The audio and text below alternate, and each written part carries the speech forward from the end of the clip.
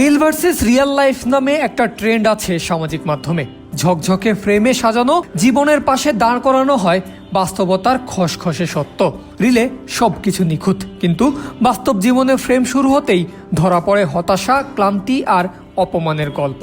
ঠিক এমনই সব গল্প লিখেছে বিগ ব্যাশ লিগে পাকিস্তানের 3 বড় তারকা বাবর আজম, মোহাম্মদ রিজওয়ান ও শাহিন শাহ আফ্রিদি। প্রথমবারের মতো বিবিএল এর নাম লেখানো এই 3 জনকে ঘিরে সিজন শুরুর আগেই তৈরি হয়েছিল তুমুল উৎসব। বাবর খেলছেন সিডনি সিক্সার্সে, রিজওয়ান মেলবোর্ন রেনেগেডসে আর আফ্রিদি ব্রিসবেন হিটে। আসর শুরুর আগে দলগুলোর সোশ্যাল মিডিয়া দেখে মনে হচ্ছিল পুরো বিবিএলটাই যেন এই 3 পাকিস্তানিকে ঘিরে আয়োজন হচ্ছে এবার। উদাহরণ হিসেবে সিডনি সিক্সার্স 9 ডিসেম্বর বাবর আজমের অ্যানাউন্সমেন্টের ভিডিওর পর 14 ডিসেম্বর অবধি তারা ইনস্টাগ্রামে মোট 43টি পোস্ট করে।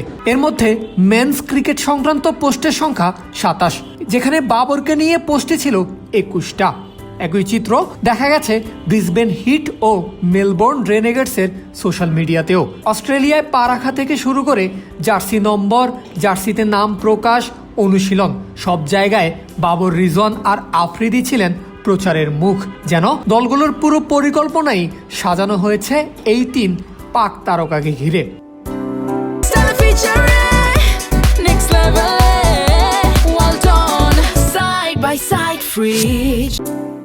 কিন্তু মাঠের খেলা শুরু হতেই যেন রিল লাইফের পর্দা নেমে যায়, শুরু হয় রিয়েল লাইফ।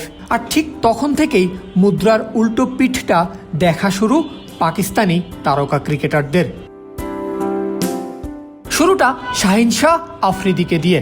15 ডিসেম্বর মেলবোর্ন রেনেগেডসের বিপক্ষে ম্যাচে বিবিএল অভিষেকটা ভুলেই যেতে চাইবেন এই পেসার। 18তম ওভারে নিজের তৃতীয় ওভার করতে এসে প্রথম 2 বলে ছক্কা ও সিঙ্গেলে 7 রান দেন। পরের বলে ইয়র্কার দিতে গিয়ে লেন্থ মিস করে করেন হাই নো বল। ফ্রি হিটে ঠিকঠাক ইয়র্কার দিতে পারলেও পরের বলে আবারও লেন্থ মিস শাহিন শাহ আফ্রিদির, ফলে আবারও হাই নো বল। কোমরের উপর পরপর 2টা নো বল করায় আম্পায়ার আফ্রিদিকে তখনই বোলিং থেকে সরিয়ে নেন। আর সেখানেই শেষ হয় আফ্রিদির হতাশজনক বিগ ব্যাশ অভিষেক। এরপর আসে মোহাম্মদ রিজওয়ানের পালা। আসলে 33তম ম্যাচে সিডনি থান্ডারের বিপক্ষে খেলছিল মেলবোর্ন রেনেগেডস। ইনিংসের 18তম ওভারের শেষ বলে সিঙ্গেল নেওয়ার পরেই ঘটে অদ্ভুত একটা ঘটনা। রেনেগেডস ক্যাপ্টেন উইল সাদারল্যান্ড রিজওয়ানকে হঠাৎ করেই ডেকে পাঠান ড্রেসিং রুমে ফেরার জন্য। কারণ কি? কারণ হলো রিজওয়ান উঠলে রিজওয়ানের জায়গায় তিনি নিজে ব্যাট করতে নামবেন। এমন সময় ঘটনাটা ঘটে যখন 23 বলে 26 রানে ব্যাটিং করছিলেন মোহাম্মদ রিজওয়ান। অর্থাৎ স্লো রান করার জন্য বাধ্য হয়েই তাকে রিটায়ার্ড আউট করা হয় রেনেগেডসের পক্ষ থেকে। সবচেয়ে আলোচিত ঘটনাটি ঘটে বাবর আজমকে ঘিরে গতকাল 16 জানুয়ারি সিডনি ডার্বি। 11তম ওভারে শেষ বলে লং অনে বল ঠেলে দিয়ে সিঙ্গেল নিতে চেয়েছিলেন বাবর আজম, কিন্তু নন স্ট্রাইকে থাকা স্টিভেন স্মিথ সেই ডাকে সরাসরি না বলে দেন। বাবরের চোখে মুখে তখনই বিরক্ত আর হতাশা স্পষ্ট চোখে পড়েছিল। বুঝাই যাচ্ছিল তিনি একেবারেই ভালোভাবে নেননি ঘটনাটা। নিজের খেলা ঠিক পরের বলেই বাবর বোল্ড হন।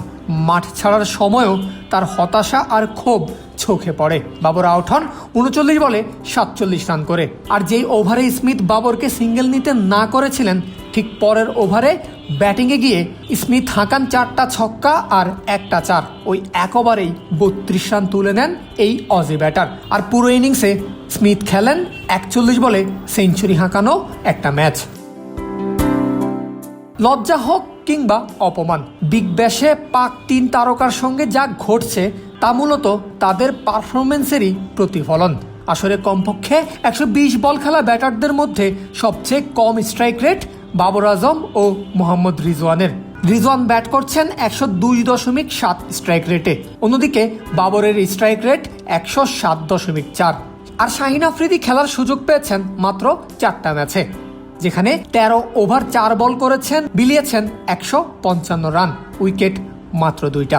সব মিলিয়ে মাঠে গড়ানোর আগে পাকিস্তানি তারকাদের ঘিরে যেই হাইপ বিগ ব্যাশের দলগুলো তৈরি করেছিল, কিন্তু মাঠের পারফরমেন্স শুরু হওয়ার পর দুটোর ব্যবধান ঠিক পরিচিত ওই বাংলা প্রবাদটার মতোই, যত গর্জে তত বর্ষে না।